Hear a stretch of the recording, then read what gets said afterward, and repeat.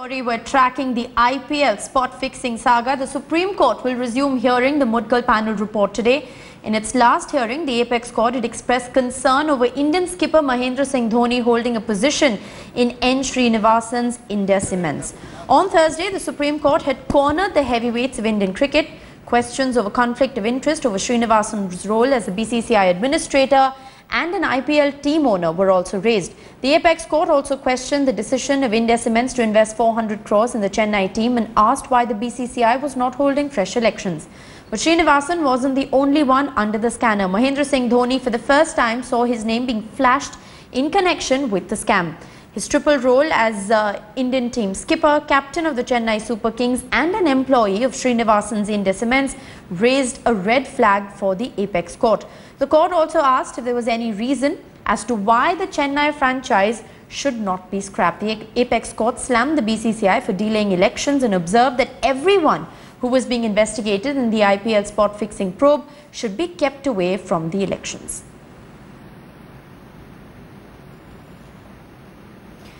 Alright, joining me live at this point in time is Suresh Menon, a cricketing writer and expert. Suresh, just like to bring you in on, what exactly happened in the Supreme Court last time. There have been very scathing observations that the Supreme Court has made against N. Srinivasan and the BCCI. Don't you think that itself makes the position of, N. Srinivasan untenable?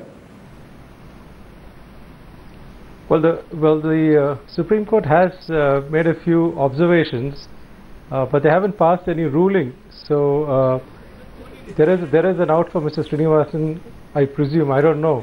I'm not a legal expert myself. Right. But the fact is that whatever the legal status, and courts, cases are fought on the basis of legal status, the moral status is very clear that it is time for Mr. Srinivasan to go if the conflict of interest has been proven as it has been, and the court asking Mr. Srinivasan to make a choice between being the president of the board or the owner of Chennai Super Kings has given it a very sort of a black and white air to the whole thing. Right. Also the fact that Mahendra Singh Dhoni's name has in fact been brought up by the Supreme Court last time, the apex court raising that red flag because he is the skipper of the Indian team, he is the captain of the Chennai Super Kings and holds a position as the employee of N. Srinivasan's India Cement. That also raises several questions against Mahendra Singh Dhoni. What does that really do to the morale of the cricketing fans? The most loved game in the country, being under the scanner, their own captain being under the scanner? Well, the fact is that I strongly believe that in that particular thing does not hold, that the conflict of interest against Mahendra Singh Dhoni is not as clear-cut as in Mr. Srinivasan's case, because the argument is that Dhoni is the vice president of India Cements as well as the captain of India and the captain of CSK. Right. I personally don't see anything wrong with that. As I've said earlier, the fact that Indian captains, Indian players have played for various clubs. They have been employees of, for example, the State Bank of India or the railways or other private institutions while playing for India. And that was never seen as conflict of interest. There is no conflict of interest in my mind in that particular case. And I think, right.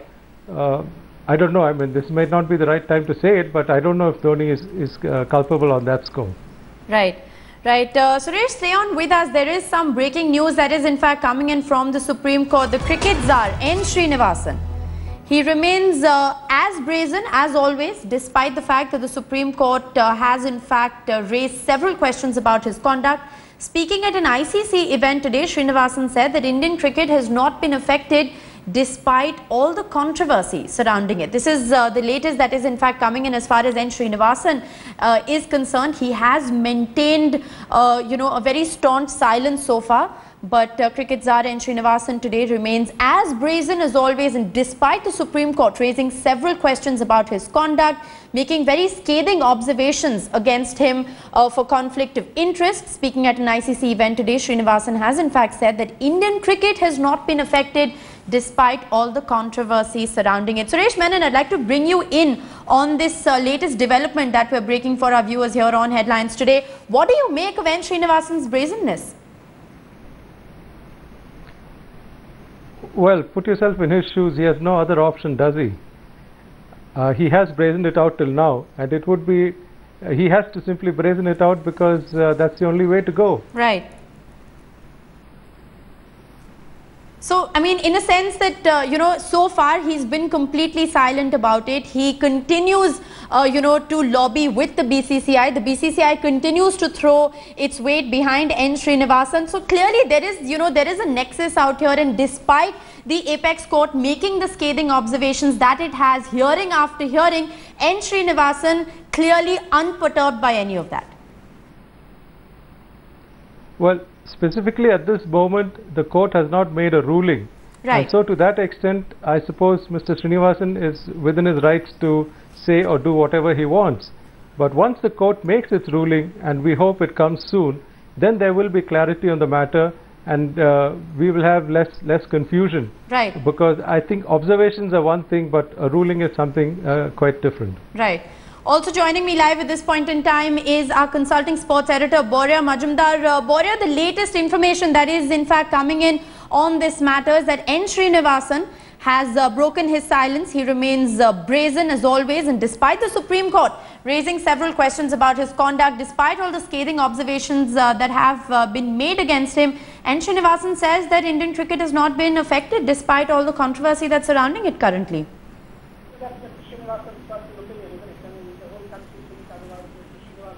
One direction. Not being affected. Borya, can you hear me?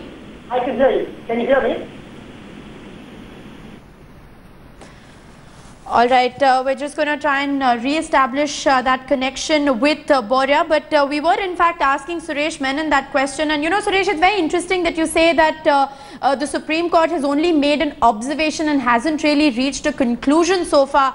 But the Supreme Court has raised questions against N. Srinivasan at various levels. The Supreme Court has also, you know, talked about this whole concept of president in exile, questioning what exactly does it mean, what exactly does this term mean, president in exile, and also just talking about the way the BCCI has responded so far. But perhaps the Supreme Court is trying to give Mr. Srinivasan an out. Perhaps it's giving him an opportunity to go out on his own before it makes a decision, before it makes a calling and says it is either this or that. I think that perhaps I'm only guessing here. I'm no legal expert. I read the situation on a personal basis, and I think the fact is that the court is giving Mr. Srinivasan and the BCCI a chance to put the house in order. Right. The BCCI, for example, could well have at some point said, okay, we will take this decision ourselves. We will not wait for the Supreme Court's decision. We are in the dock and we need to put the house in order, but they haven't done that either. So perhaps ultimately it will have to be the Supreme Court which lays down the law, which says that it is either this or nothing else. Well, absolutely. Suresh Menon, very interesting perspective there. He does believe that the Supreme Court is in fact giving the BCCI and N. Srinivasan a chance to put their house in order, but N. Srinivasan, brazen as always, breaking his silence at this point in time at an ICC event, saying that Indian cricket has not been affected despite all the controversy surrounding it. This is the latest development in the IPL spot fixing saga as the hearing continues in the Supreme Court. N. Srinivasan finally breaks his silence. It's the big breaking story that we're tracking this afternoon. Cricket czar N. Srinivasan remains as brazen as always, despite the Supreme Court raising several questions about his conduct, despite the scathing observations that the Supreme Court has made against N. Srinivasan in repeated hearings of the Mudgal Committee report. Speaking at an ICC event today, N. Srinivasan has said that Indian cricket has not been affected despite all the controversy surrounding it. Joining me live at this point in time is consulting sports editor Borya Majumdar. Borya, what do you make of N. Srinivasan's brazenness?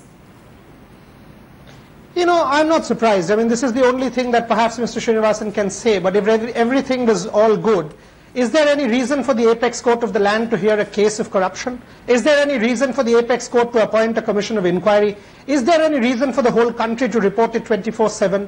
I mean, look, these are questions which have a given answer, isn't it? I mean, that the fact that Indian cricket has been affected, that the fact that BCCI's reputation is at its lowest ebb, the fact that all of this is out in the public domain is a given. But Mr. Srinivasan thinks otherwise. He's been thinking otherwise for the last 1.5 years. He's entitled to his opinion. The question is, what does the Supreme Court think? Because we now know what the BCCI thinks, we know what Mr. Srinivasan thinks, that everything is hunky-dory. We think otherwise. But the important thing is what the Supreme Court thinks.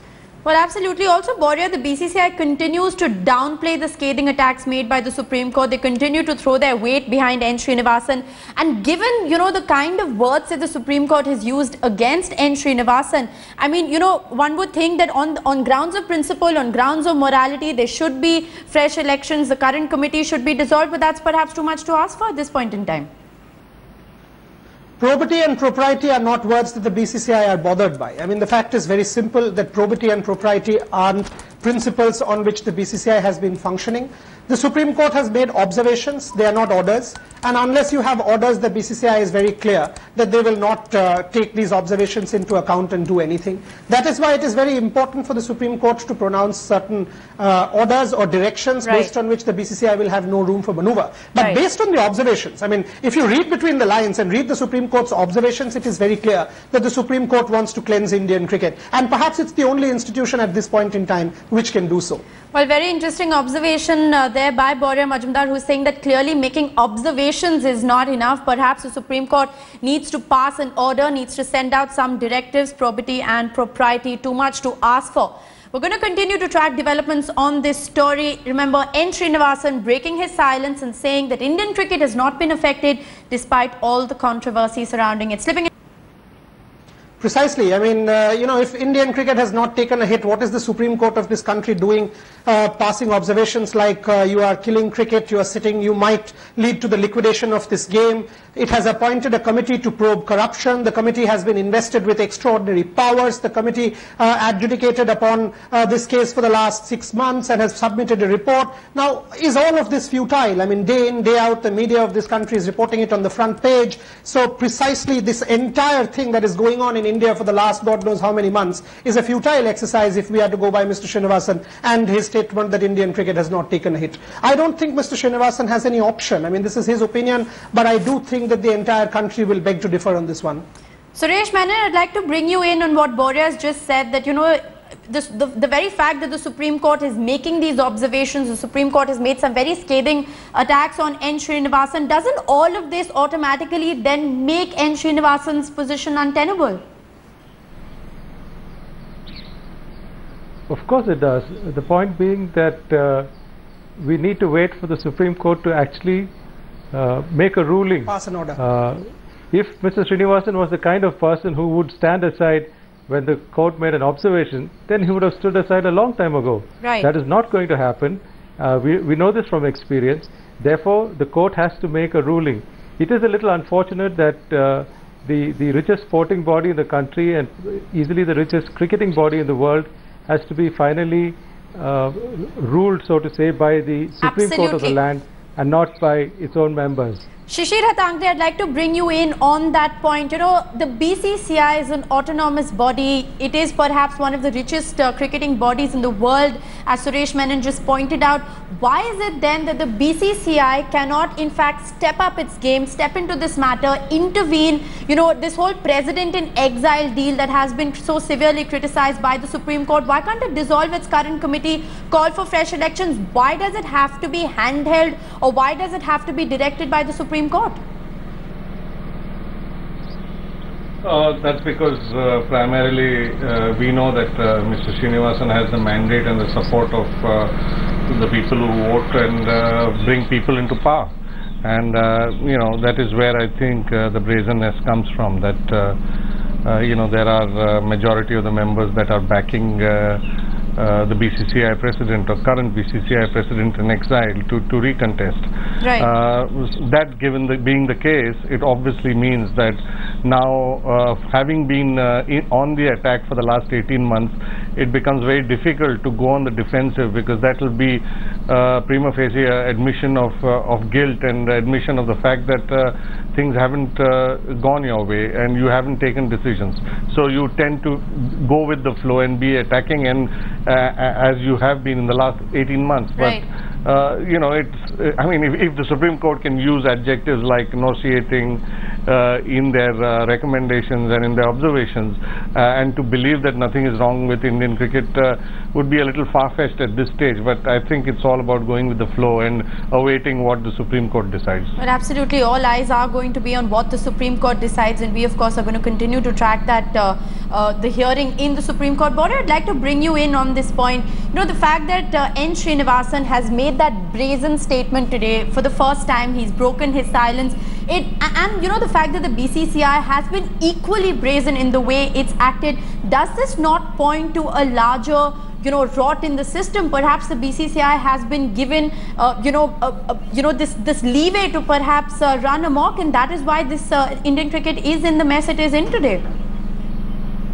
Of course it points to a rot in the system. I mean, had it not been a rot in the system, do you think things would come to this, that the Supreme Court of this country would have to intervene or pass observations like the way it has? I mean, you know, words like nauseating, as Shishir was saying, or sitting on the liquidation of this game in future, or you're killing Indian cricket. I mean, these are stern words. Yes, they are observations, they are not orders. I mean, we keep repeating this. They're observations, but these observations are being passed by the apex court of this land, I mean, which is the highest judiciary, which is the highest decision-making body. I mean, if you don't take these into account, then God knows what you will take into account. And what is cricket at the end of the day? It's a sport, it's a gentleman's game. I mean, probity and propriety or morality, these are issues that cricket at least should take into account. I mean, of course there is a rot in the system. And for me, Mr. Srinivasan, you know, and more importantly, the 30 other members of the BCCI are telling the country day in, day out that maybe 1 billion people think otherwise. As long as we 30 and this cozy club keep patting each other's back, everything's hunky-dory. Now, that's why you need a Supreme Court. That's why you need directions and not mere observations. Because day in, day out,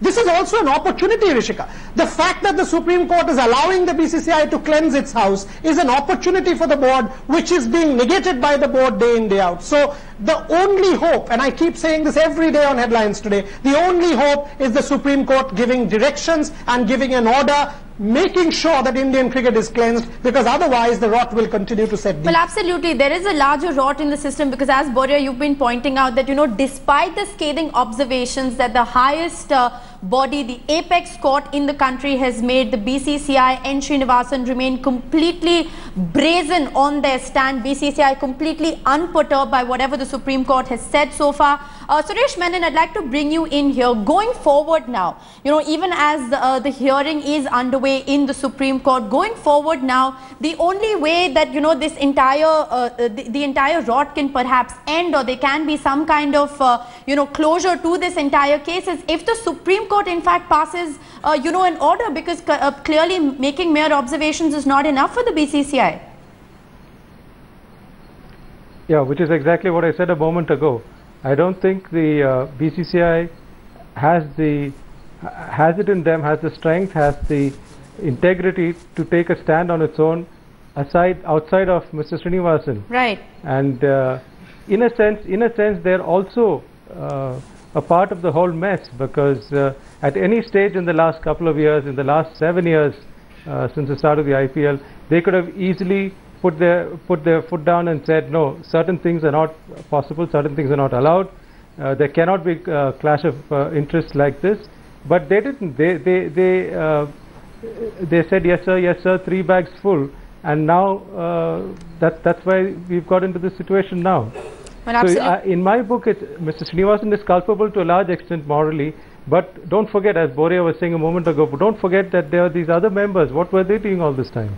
Well, absolutely. The buck definitely doesn't only stop with N. Srinivasan, and while Boria has been pointing out throughout that, you know, perhaps probity and propriety is too much to ask for from the BCCI, clearly the Supreme Court going forward needs to pass an order, needs to give a directive, because making mere observations is not enough. The BCCI has continued to remain brazen. I'd like to give the last word to Shishir Hatangi at this point in time. Shishir, going forward, the only way that one can see any kind of closure is if the Supreme Court takes matters in its own hand and goes beyond making observations. The Supreme Court needs to pass an order. But this also raises a larger question of the way the BCCI function, the whole controversy of the BCCI not being brought under the ambit of the RTI, perhaps that those questions also open up at this point in time. Plenty of questions, and you know, if I were to take a cricketing analogy, you know, there's a very thin line between confidence and overconfidence when you're at the crease, whether you're batting, bowling or fielding. Right. Overconfidence today is coming from the fact that you believe that you have a lot of support, but it takes very little time for this support to fritter away. As you see, time will tell us really how the powers start dividing themselves. Right. But at the moment it's all about arrogance and power, because you believe that you've not done no wrong at the moment. You believe that you have shown the right intent, everything contrary to what the Supreme Court has been observing. So I think there's a basic trust deficit in the way the Supreme Court perceives the functioning of the BCCI, and at this stage it will only be prudent of them to pass an order in whichever way that they please, after looking at all the cases and all the evidence that has been put forward. Because if they expect the BCCI to take it forward, they've been given a couple of opportunities, they haven't shown intent. Well, absolutely, that is very clear. The BCCI has been given a chance to put its house in order, as you've been pointing out, but the BCCI clearly hasn't picked up any cues from the scathing observations that the Supreme Court has made. So it remains to be seen whether the BCCI will, whether the Supreme Court, I beg your pardon, will in fact pass an order, and whether that will actually lead, to a conclusion that we all want to see, to this case. While going forward, we're going to continue to track developments on that Mudgal panel hearing, which is underway in the Supreme Court. Shishir Hatange, Suresh Menon and Boria Majumdar, thanks so much for joining me at this point in time. We're going to continue to come back to you for more as the story develops through the course of the day.